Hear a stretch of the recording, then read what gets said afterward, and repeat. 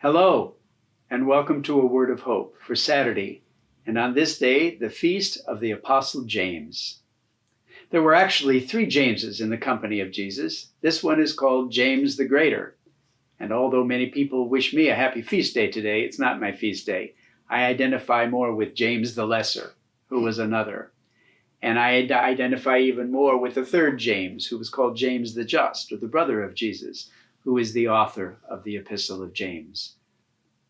He wrote beautiful epistles and strong letters, faithful to the Word of God and challenging the people. But today is the Apostle James, who was the brother of John. The 2 of them were the sons of Zebedee. You know all of these stories about them. And the church gives us the Gospel of St. Matthew, where the mother of James and John goes to Jesus and says, "Promise me one thing. Promise me that when you enter your kingdom, my 2 sons will sit at your right and your left." You know that story. And Jesus says, "It's not mine to give." Now, my thought was that Matthew probably put those words in the mouth of the mother because it was too shallow and superficial and too embarrassing to have men vie for positions of authority and power.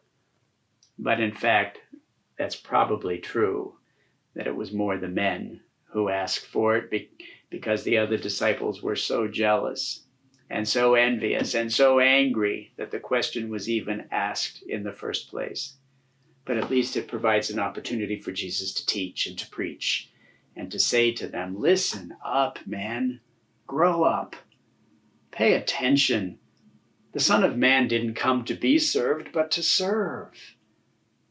And he teaches them that they need to be the servant of all. And in teaching them, he says, you know what it's like for those who like to make their authority felt. And they like to lord their authority over others. He says it should not be like that with you. Don't let it be like that with you. I think in later times, we would be saying, "Come on, Christians, grow up. Come on, if you claim to follow Jesus and be a Christian, know what your authority is about. It's not about you. It's about your ability to serve others because you have authority." My friends, on this feast of St. James, let us hear this gospel and let us challenge ourselves in whatever our level of authority is to realize that it is not about us.